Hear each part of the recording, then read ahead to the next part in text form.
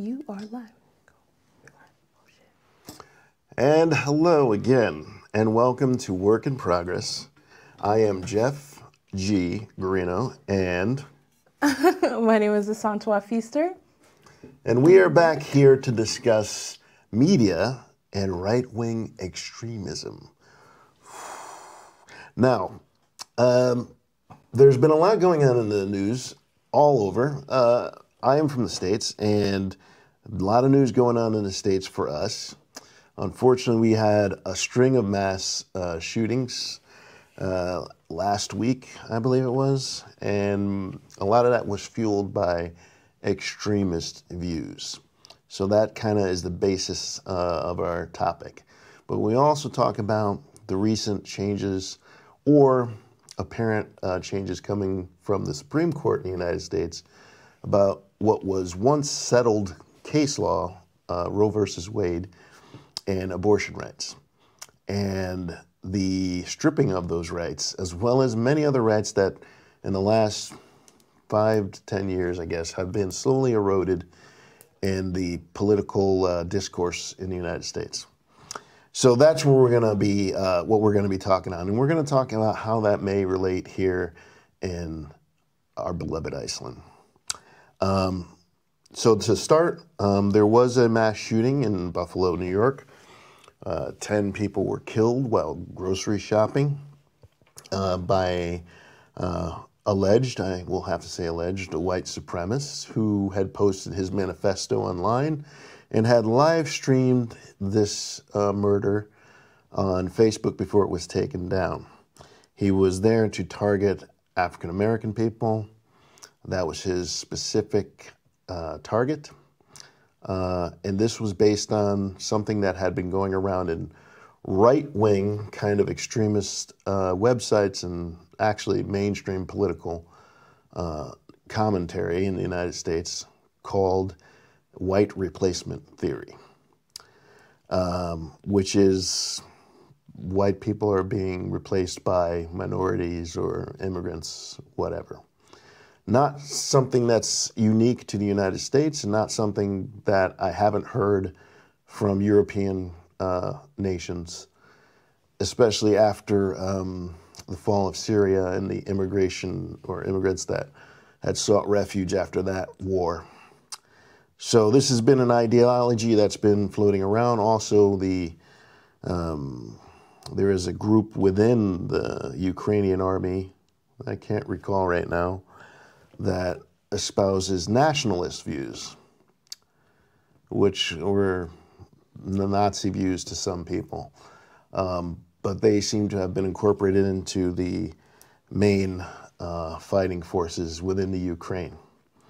To very little news in the worldwide about the obvious conflict of those ideologies and how they play out. I would just make a disclaimer that the views that we express here in Work in Progress are our views and not the views of our hosts or any other program on this platform. We're giving our commentary on things as we see it. We have plenty of professional news organizations that will basically whitewash, pun intended, what is going on. So with this recent shooting, and there was another shooting as well in California, mass shooting. It was the same day, I believe. One person was killed, a few people were injured, and that individual was a white male who also had some extremist views. They ended up finding out, if I'm not mistaken. These things are widely available online. You can look into them further if you so wish. What gets me as an African-American male about these incidences are the amounts of times I've heard whenever these incidences occur, especially since George Floyd and before even that, is, why don't you people get over it? Why do you always bring up race? The person who brings up race is the racist. If anyone you know says these things, and you don't call them out for the BS that just came out of their mouth, then you are also a part of the problem. The world is on a course of waking up, and either you're going to remain asleep or you're going to wake up.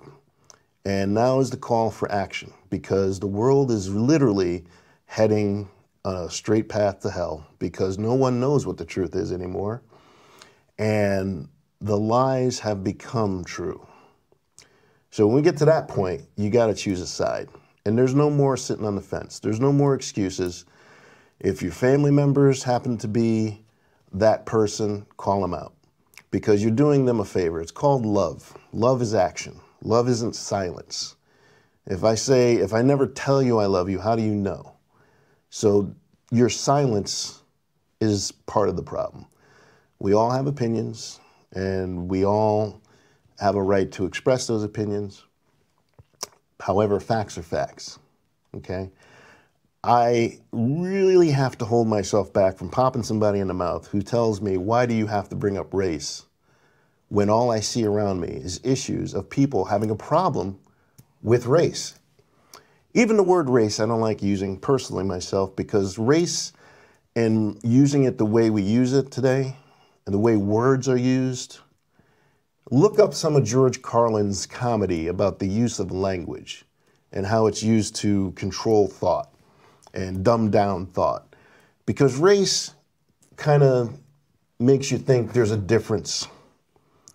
There's a species difference between races of people. There is not. There's the human race. You ever heard of the human race? Do you know why they call it the human race? Because scientifically, we are all human. We all bleed. We all have the same organs. We all feel the same emotions. And the fact that you dismiss the emotions of some shows a problem with you and your morality. If you cannot empathize, I personally believe that's a mental illness. That's a sociopathic problem that you might want to address. And if you think that you can be related to someone or friends with someone who has those ideas and they're not going to affect you, just wait. Because racism, bigotry, sexism, they all kind of start stringing together and going hand in hand. So if your boyfriend's racist or your father's racist, there's most likely has sexist views as well. That can be easily proven. That's my personal feeling on it. Sante, how do you feel? Well, you said a lot, Jeff. I did. So I'll start with the fact that, like you said, you cannot have people that are, racist without these other things, that there's intersectionalities to these things.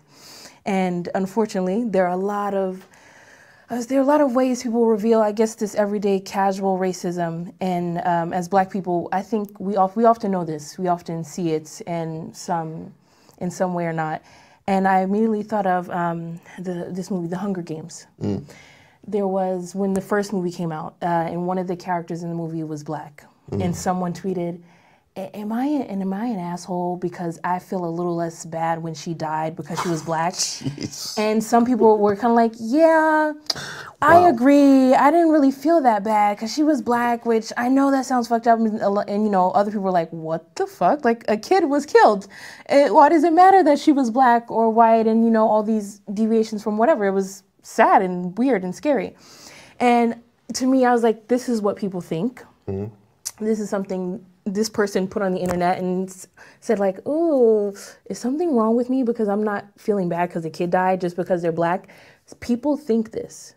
Mm-hmm. People think Black children can die, and they're like, yeah, but his mom has like 4 more kids, so it's okay. That's not how life works. Mm-hmm. These are real people's views towards you, and these are people who are teaching your kids. They're driving their school bus. They're serving their lunch. Mm-hmm. In so many different aspects of people's lives. Mm.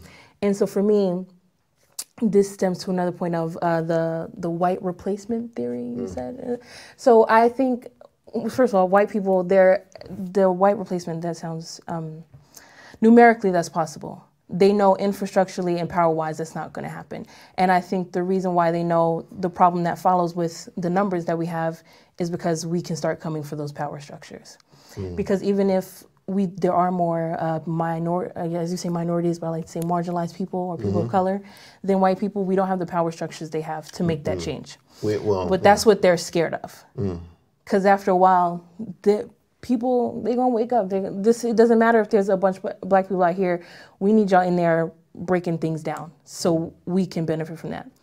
And it just brings me to what's her name? The brown eyes, blue eyes experiment. Oh, This is how people of color are being treated, and you don't want to be treated that way. This is why you have that fear. This is why you have a fear of people of color outnumbering you. I think it's also the fear of being treated the way these people of color are treated.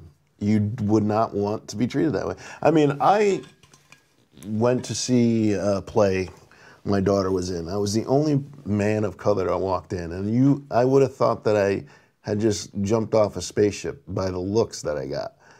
And I ended up sitting in a corner by myself. I like find it hard to bring a smile when somebody's staring at you. I don't know if that's just me. I don't think it's just me, but if someone's staring at you, I just stare back. That kind of throws me off. Like, what just happened? You know, not something I would do to anyone. Not something I would even feel comfortable doing. I don't care. Don't care. The thing is that I've been around spaces my whole life with white people. I haven't had an opportunity to be around all black people. If I go to Africa, maybe that'll be a thing. But I think a lot of white people have been in spaces where they're the majority, and I don't know, anybody who comes into that majority makes them uncomfortable. I don't even know why. I mean, this is where we talk about systemic things. We talk about things and we know them to be true, and we have people deny them, and that is crazy. Now, to tie that into what we're talking about with media has not, which is supposed to be an arbiter of truth. It's supposed to, in the United States, the theory about the media is supposed to hold power to account. But when the media has been bought by power, they serve power. So my tie-in with our topic, which was media, what have you done, is I remember a time where media called everything equal. No matter how messed up or untrue something was, well, they have a right to their opinion. And no, well, that's, you know, and they don't call BS. That has been going on for so long that now we are in such political divides, in the States, they're in such political divides that truth is irrelevant. Truth has become irrelevant. Now, as someone who grew up in the church and also a believer and one who studied many different religions, when you abandon truth, that's when the flames come out, okay? That's when everything's gone. You're done. You're done. If you can't agree on things that are true, and, you know, we had Kellyanne Conway, this demon on TV, calling things alternative facts because she had to defend her position. She had to defend her position.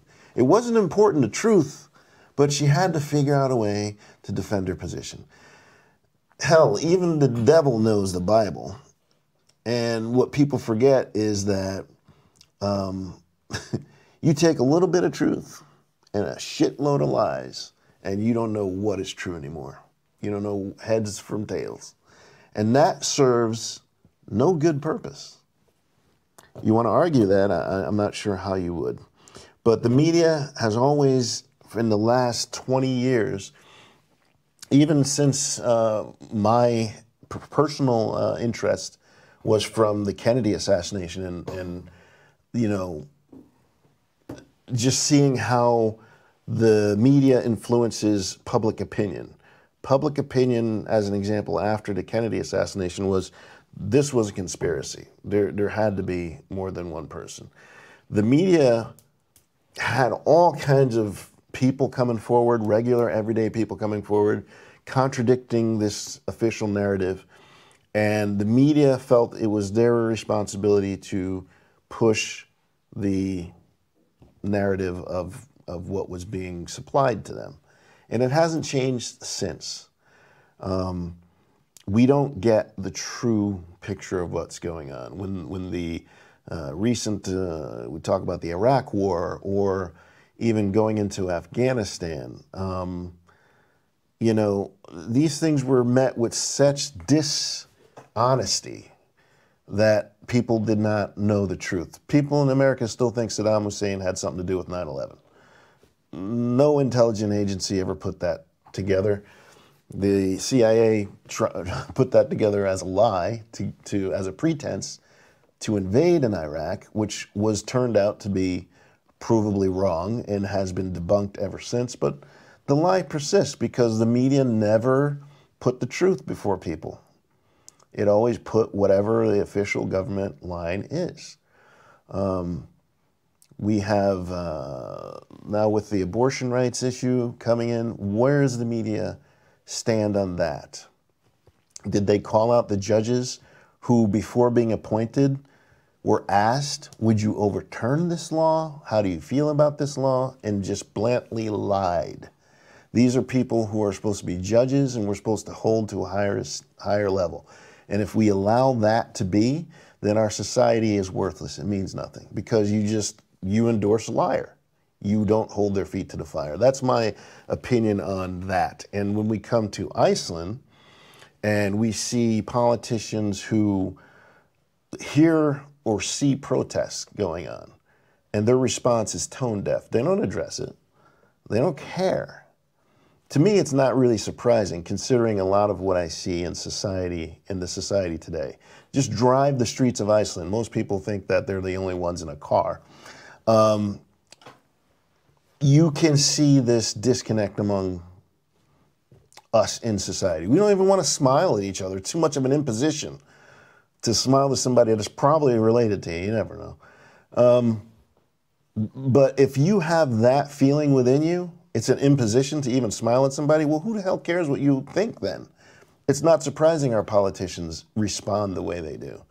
It is embedded in how we treat each other. You want to see how good a society is? See how it treats those who don't have much. And that'll tell you all you need to know about the society in which you live. Sante, how do you feel about these recent revelations or these recent news events and how the media portrays it? Portrays mass murder and extremism? Mass murder, extremism, holding our leaders to account. I don't think we hold our leaders to account, so that's just that. I think there's I think it surprises me, a lot of politics is almost like a TV show. Some of the things you see, like we were talking about Elon Musk and this Twitter thing.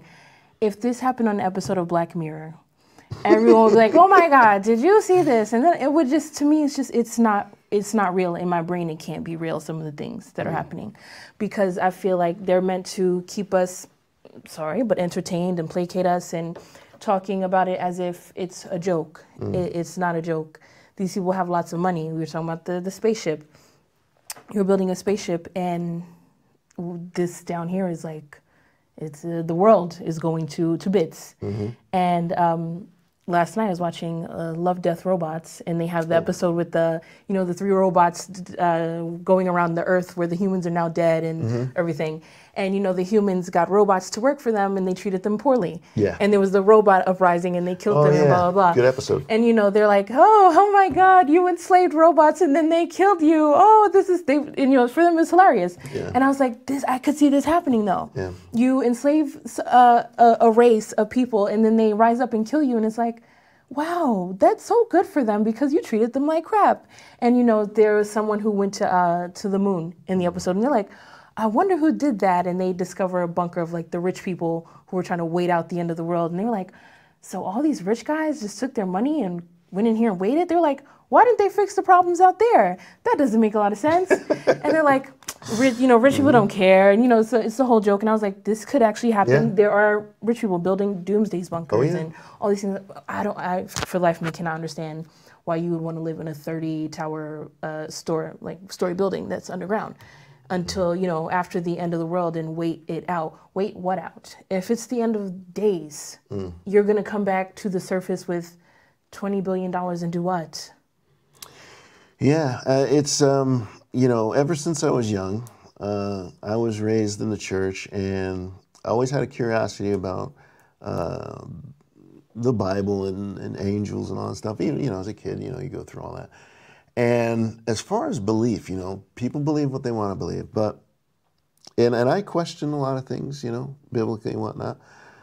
But then there's passages that just burn out and like start coming to the surface. People will become lovers of themselves. Mm-hmm. People will become hard-hearted. People have ears but don't hear. They have eyes but don't see. They pray to stone gods. It doesn't sound so far from reality. Where we are I'm now. sorry, if you dismiss, I read it and I'm like, man, if I had to like just weigh out what it's saying that's true going on and what's not, there's more truth in what's going on in that book when it talks about the end of days than not. And it's sad, and to me it's not scary, it's almost comforting because that only affirms my faith. However, for those who have so much and are blind and justify it, the end of that book on you is not really great. And regardless of the biblical thing, because a lot of people claim to be Christian, which I think also is another slap in the face to God. It's like, I have no idea why you would even claim that. I don't even know. The Bible says in heaven there'll be multitudes of people from every nationality, every race, or every ethnicity, okay? But you have a problem with people? Do you think heaven's going to be the place you're going to be if you have an issue with people? If you think that some people deserve mercy and some don't, and the Bible totally contradicts your feelings and your beliefs? So if you claim to be Christian, I would say you might want to rethink that. Historically, we see French Revolution. Rich people were like, hell, people don't have bread, let them eat cake. Didn't work out too well for them as well either. The problem with most people is we don't see the connection on things. And we live our lives, especially here in Iceland. I think it applies distinctly here in Iceland, which is surprising to me, that we live separate, disconnected lives. You don't know anyone. I've been here since 2002, and I'm fortunate to have a few friends who are Icelandic that I can speak to. But it's not the rule, it's the exception. And you have there's a large minority population in Iceland. And I remember when I got here and I looked at the news, I would never know that. I never knew that. I didn't know That there were so many people of color here? Yeah, I didn't know till we did the protest, the George Floyd protest. That's when I saw people of color here. And I didn't know there was that many of us here. I don't hear stories about us. I don't see positive stories about us. I do see a few negative, but I don't see too many positive stories. I have seen some. We fortunately have representatives here, Sana and the lawyer, I forget her name, Claudia, beautiful lady, who really should be like, wow, they've come in and contributed and are a part of what I would think would be a beautiful thing about this country. But we have so many contradictions coming up at the same time. It's like, well, there's a war going on in Ukraine. Let's welcome these people. But these other people, they got to get the hell out. I mean, it's like, wait a minute. What are we doing? And how are people getting their information? And what message are you sending? And do you care? And if you don't care, well, there's ramifications and consequences for everything. My personal belief is trying to be the best person I can. I don't claim to know everything, but there's some things I damn sure do know. And I don't move on truth. I don't move on what is just. And if I make a mistake, I'm willing to say I'm wrong, because in the short life that I live, I don't want to be a stone, okay? Nature teaches you a lot. And since Iceland's all about nature, you might want to take a look at how nature balances itself and how nature corrects things. that are imbalanced. And what happens when things are neglected? If water flows into a pond and it doesn't flow out, that water becomes stagnated.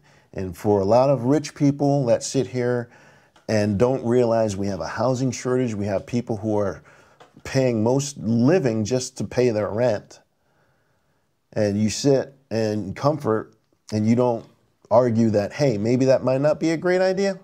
Maybe we should look at doing things a little differently. When water flows into a pond and doesn't flow out, that water becomes stagnant and dead. That's what the Dead Sea is, okay? Nature... Kill rich people. Well, nature teaches you about life, the balance of life is my point. Mm-hmm. I'm sorry.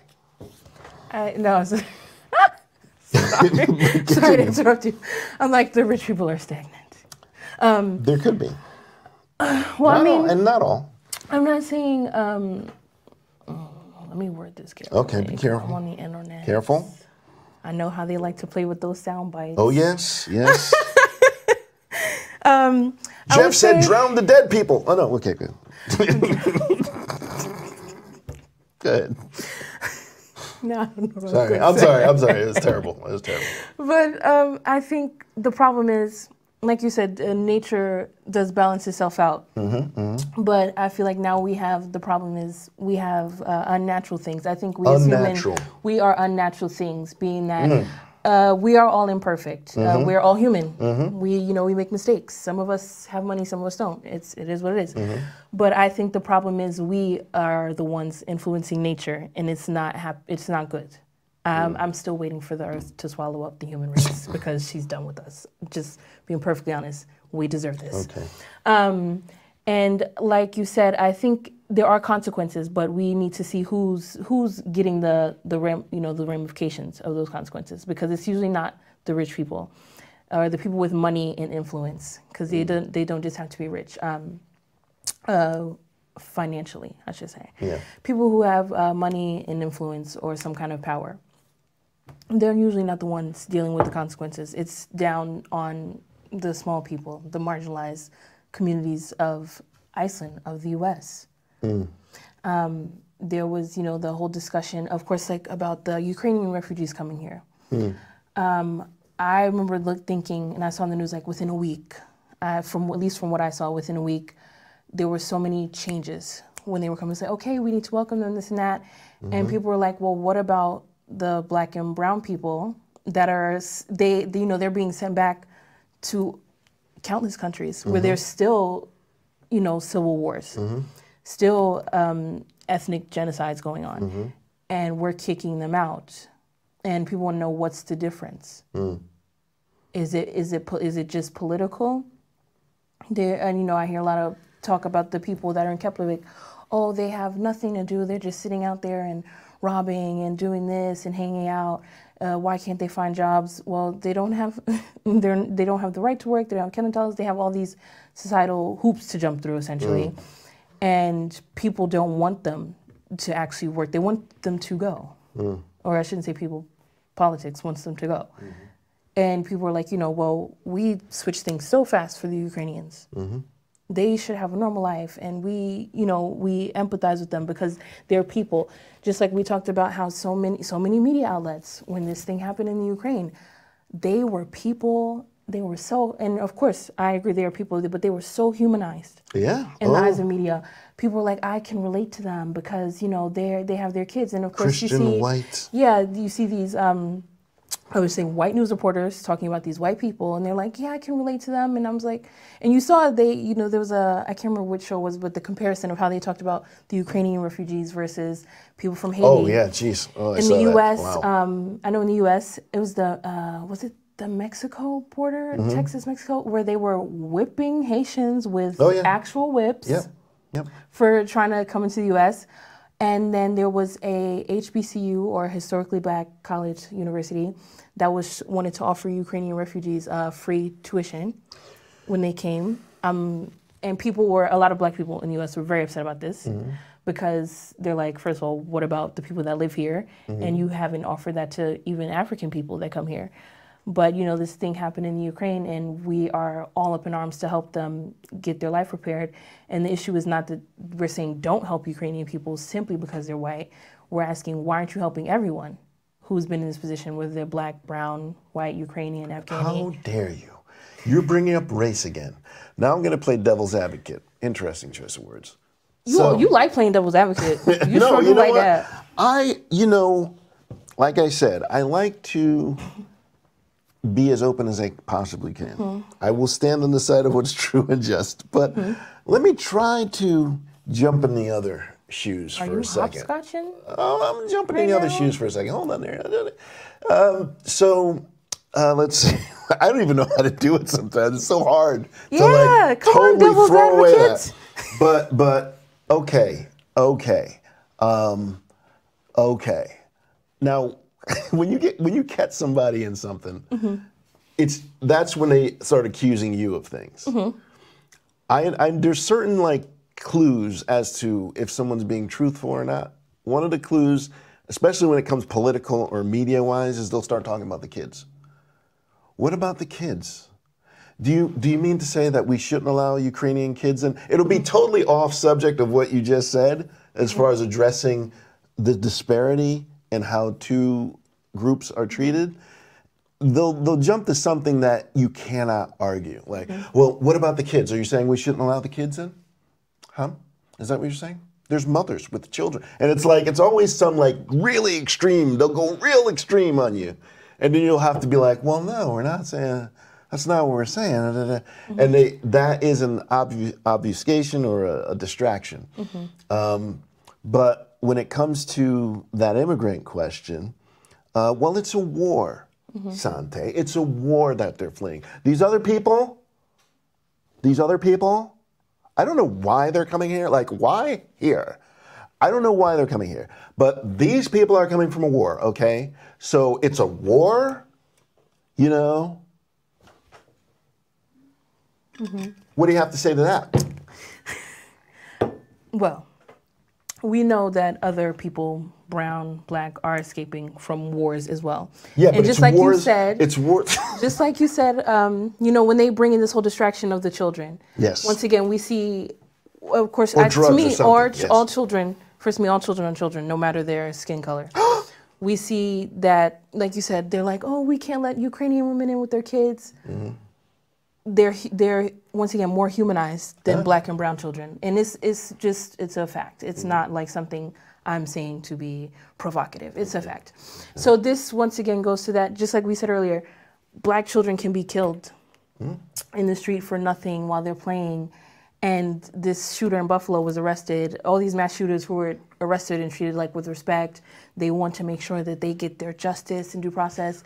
But you'll tell black children who were murdered, their parents, oh, they shouldn't have been out in the streets. Yep. He's big for his age. I don't care if my 9-year-old brother looks 15, he should not be shot in the head. That shit is crazy. It's asinine.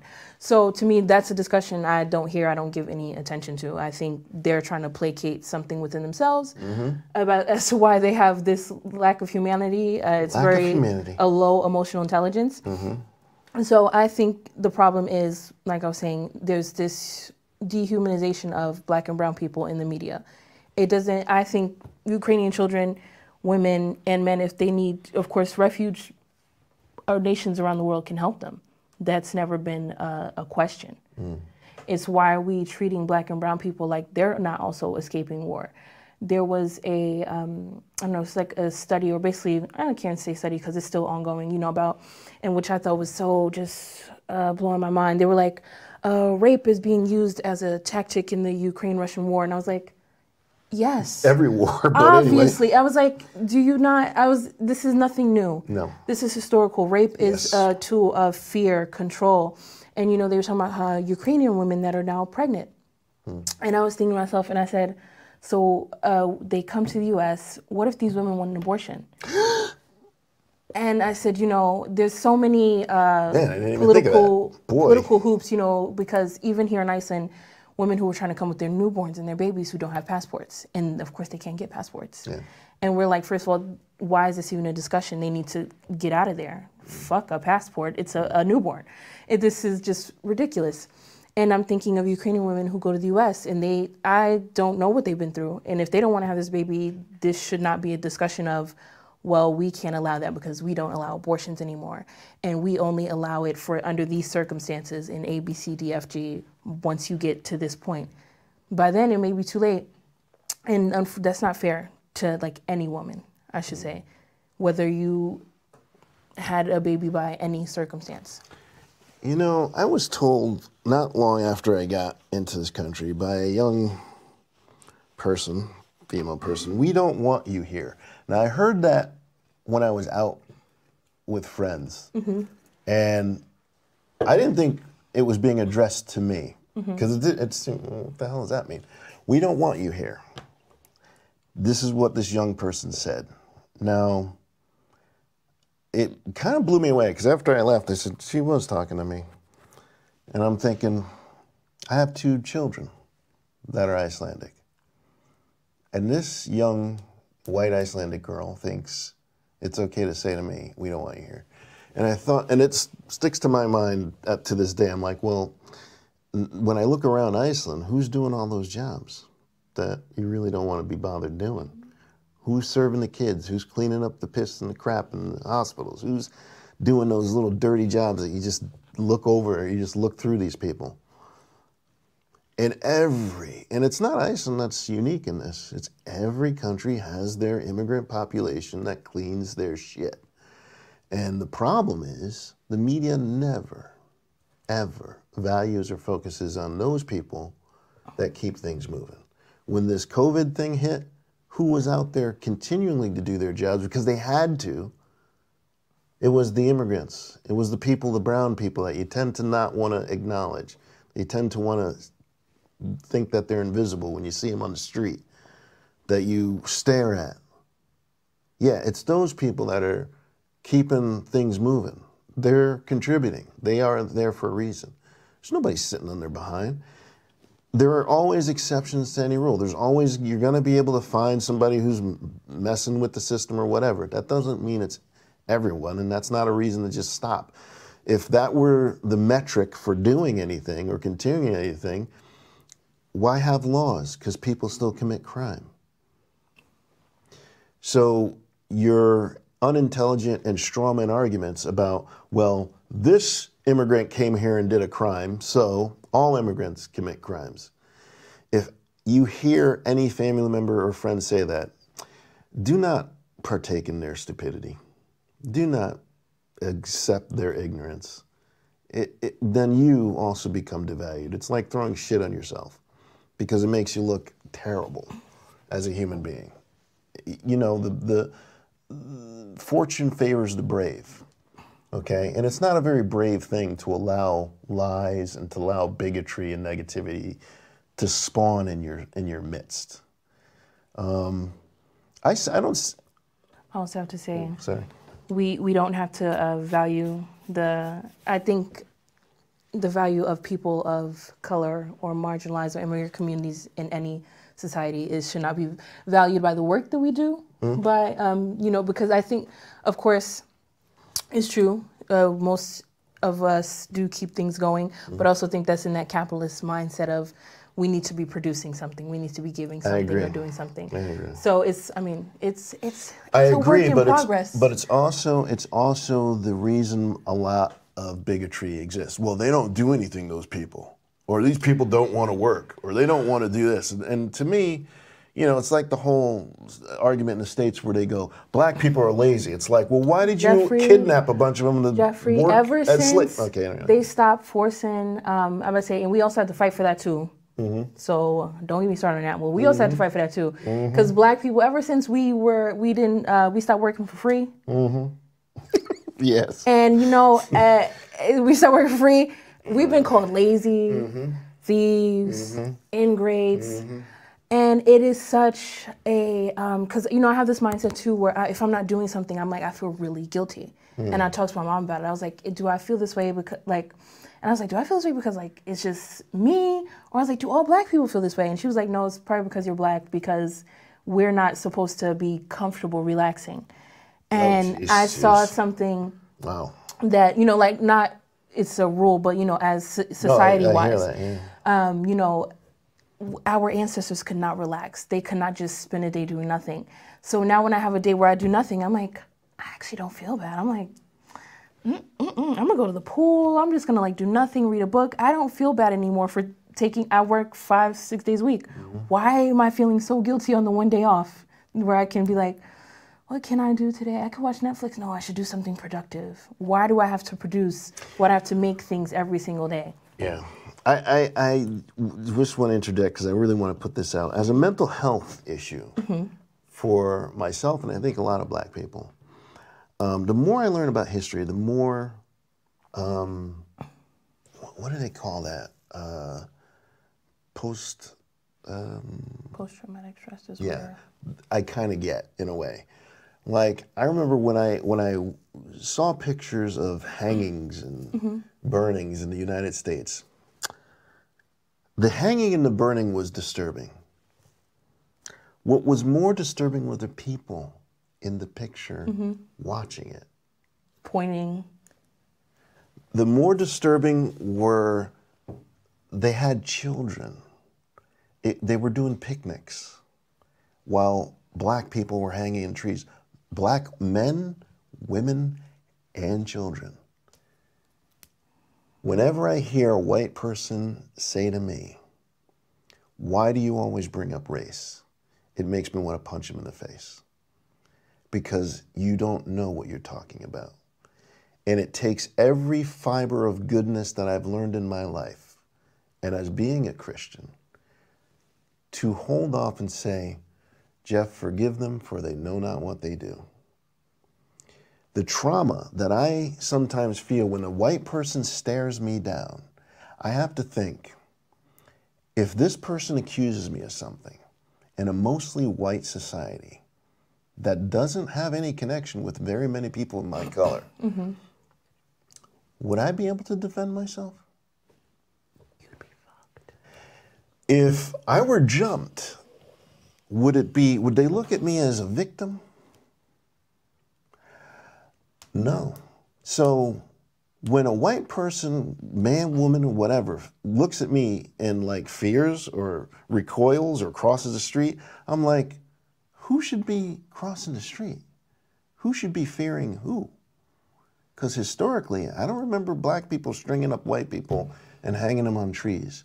Stealing, raping, colonizing. And it wasn't even that long ago. It's the 60s. I was born in the 60s, okay? Ruby Bridges, a 6-year-old, was going to school.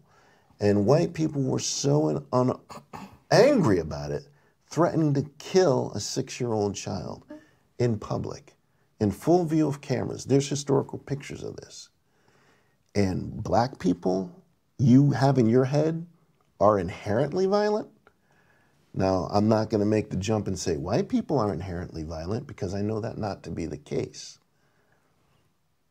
But it's easy for white people to make that assumption about a person of color, especially a black man. And you don't think you've been brainwashed? Who perpetrated more violence? And there's going to be always this white middle-aged guy who's going to say, well, black people commit more crimes. And you don't have any goddamn idea what you're talking about. It's not even mathematically. That's why they call us minorities. These lies are what affects me to my core. I have children that my job as a parent is to protect them. And I try my best to be balanced and fair. I try my best to do that. And it's getting very hard when a young 18-year-old kid has a manifesto because he thinks black people are going to replace white people, that he thinks it's okay to travel 2 hours, to drive 2 hours, regardless of whatever else he could be doing in his life. But he felt, I'm going to drive 2 hours and kill as many black people as I see. One lady was in town taking care of her brother who was recovering from leukemia, went to the store to make a dinner for her brother. This is what black people do. They're human like you. A grandmother was out getting something for her grandkids' birthday. A father, a black man, was getting a birthday cake for his 3-year-old son. He's no longer around. But what really pisses me off is to hear some white person say, well, where are the black fathers? When I hear that, boy. That's also systemic as well. Oh, well, That stereotype. There's a lot that goes into that we don't have time for. But as you're saying, PTSD, trauma is genetic. It is ingrained in our DNA. Black people, Native Americans, or Indigenous Americans, this is in our DNA. This is something that we carry with us. As well as, if I remember correctly, there was a group of ethnic Jewish people that there was what, I learned this when I was in university. They actually, their teeth, their wisdom teeth or their back teeth stopped coming in during, after the, oh my gosh, why can't I think? Puberty? No. After the, what is the, oh my gosh, the name of the, because they were being starved and in the concentration camps. Jeez. Because of malnutrition, genetically, these teeth stopped growing in. And this, this goes down the family in all of them. These teeth stopped coming in because their bodies were like, okay, for such a long time we weren't getting the nutrients it needs to live. So what can I stop producing and still be okay? Wow. It was these teeth, which is insane. So this happened for such a long enough time that the bodies developed to go, okay, from here on out, none of us are going to get this thing. Yep. And this is how another proof that trauma is in your DNA. Your bodies remember these things. There's no way that 400 years of something very horrific, your descendants, their body, their mind does not remember. And I think when people tell you to get over it, no. I just say no. First of all, I would never tell you to get over a death of someone you really cared about. If that's something that's still affecting you today, okay, that's, I can't tell you to stop. A woman is abused? Yes, this is something we can't tell people to get over, to stop thinking about, to do, because I think, as you said, sorry, when we as a society have these problems, there are consequences. When you tell people to get over something and you start erasing their history, you start erasing the, critical race theories being taken out in the U.S., when you start taking these things out, of course, history is going to repeat themselves. And the people that suffer those consequences are people of color and marginalized communities. White people who don't want their children to learn about critical race theory, their kids can actually live like the lives, these pretty normal lives that they, of this ignorant bliss and being the way that they want, because being white is the norm. And they're like, okay, I don't have to learn about black people and anything they went through, cool, this is great, go on with life. Whereas we know black and brown kids in school, they have to know everything about white people. Being white is the norm, and you should have all of this basic knowledge. Now, again, if we tie this into our regular everyday lives here in Iceland, what do we see in the media that says to us that this is actually a multicultural society, that it's even something that is a virtue of this society or even valued in this society?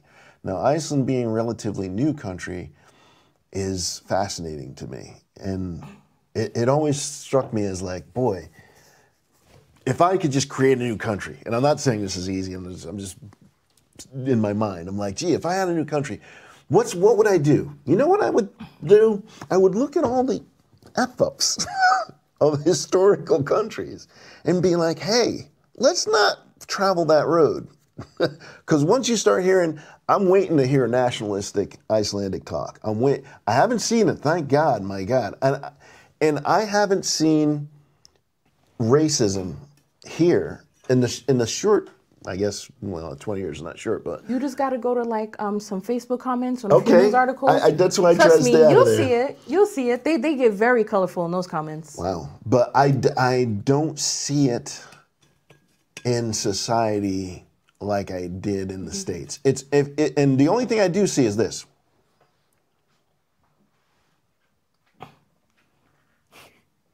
It's either you notice me or you try to avoid noticing me. It's one of the two. It's one of the two. Let's just put it this way. how I grew up in the States, and look, every culture has its different things. In Japan, you're not supposed to look people in the eye, as from something I heard. But so every culture has their thing. However, in the States, if somebody's looking at you on the subway or whatever, you may have to move seats. You may have to call someone soon. I don't know. I don't know what's going on with this person, okay? It's like one-step psychosis. I don't know. Somebody's staring. If you're like,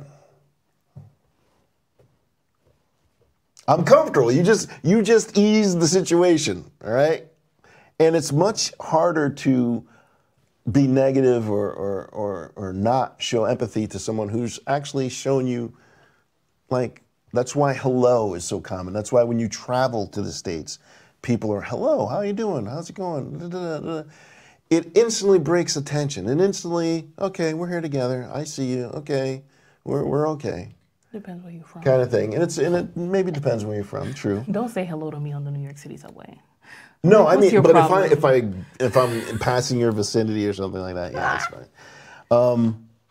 And there's levels of it too. I don't know. But here, I always thought, gee. And when he told me there's only 300,000 people here, I'm like, damn. There was like 1,000 kids in my class in high school. It's like, okay.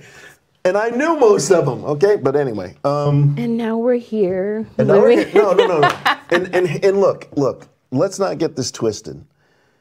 A patriot is someone who complains about their society because they want to make it better. The United States, the whole thing is, in order to form a more perfect union, it's in our bills. It's in our Constitution, I believe.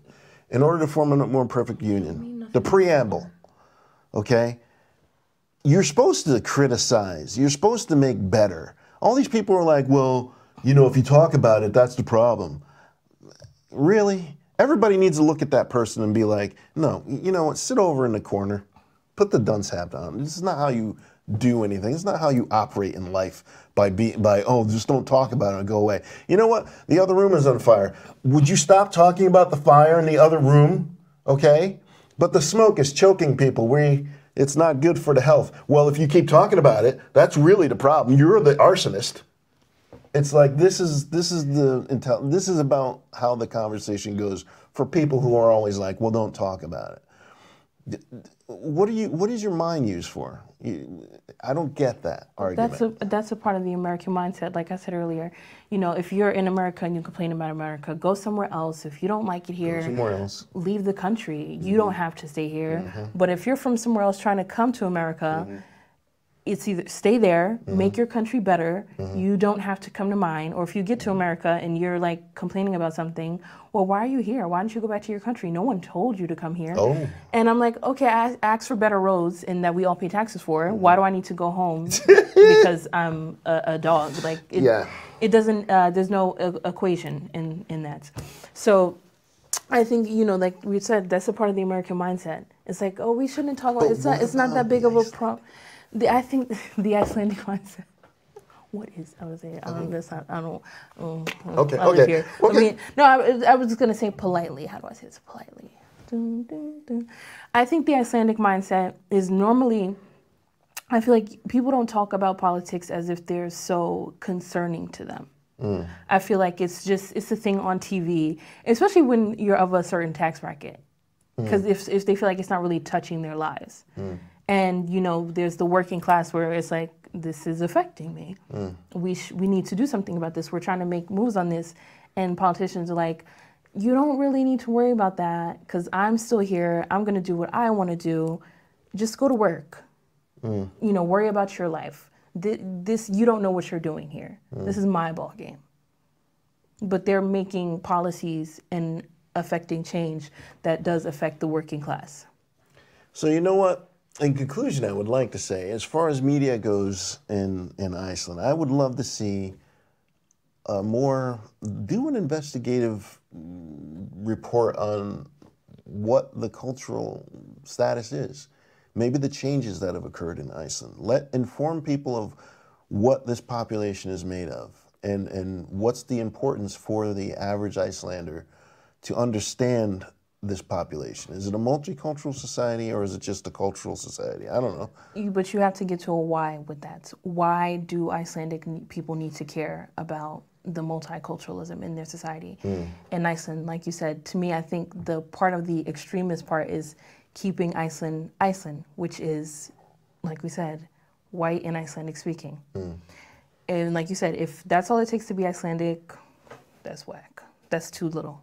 Well, the thing is that there's more in Iceland. As we see, it's really become a touristy nation, and there's been an influx of foreign workers. You know, if you're an Icelandic person who's like, let's get rid of them all, well, what does that mean for Iceland then?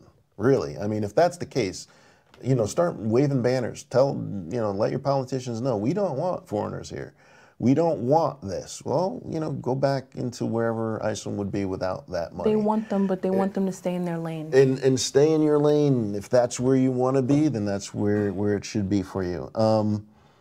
But I would love to see media take a more active role because it plays into the mass psyche and knowledge of what people understand is happening within their society. And the reason I say that's important, because just like this mass shooting in the United States and this underground thing and this Tucker Carlson who's on mainstream media talking about white replacement theory and how it radicalized someone to take 10 lives. Look, I protect and love my family. And, you know, my family comes in all different varieties. But for my kids who aren't blonde and blue-eyed and this replacement theory BS and all this stuff, I would like to see the media understand its role.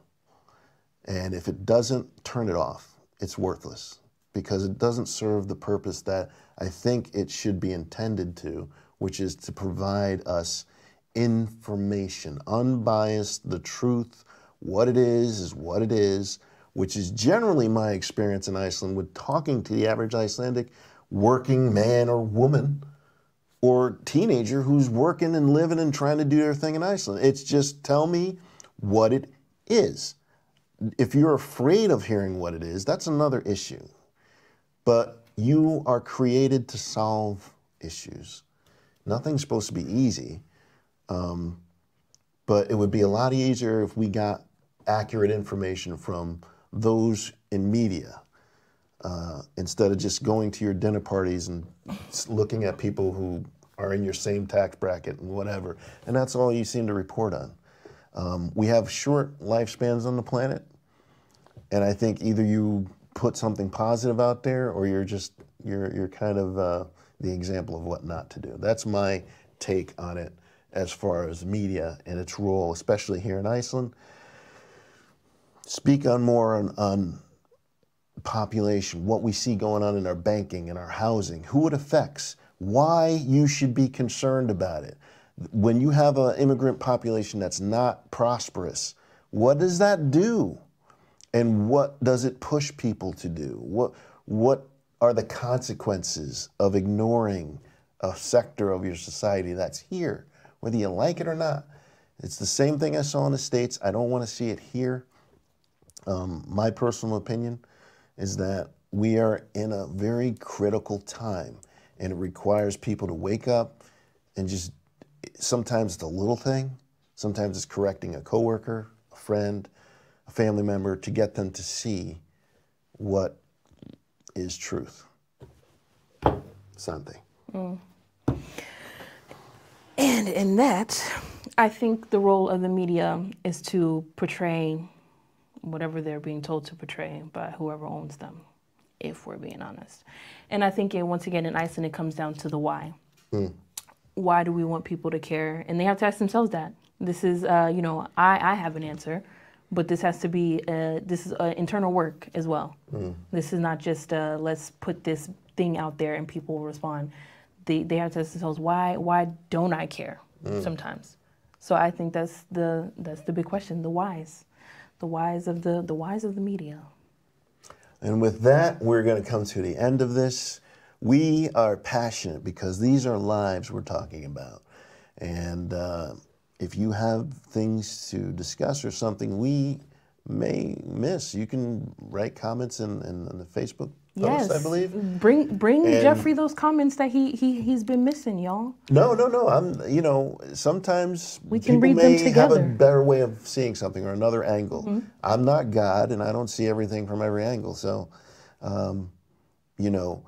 but the more important thing is we all have a voice, and I think everyone should have their right to their opinion and to be heard. And we only grow when we hear from each other and we engage with each other. And we can only make things better by having that engagement. So that's where I'm coming from. Thank you for those who tuned in, and I hope more will tune in. And that's where we're going to leave it until we come next time. Until we meet again. Until we meet again. Engage with us, please.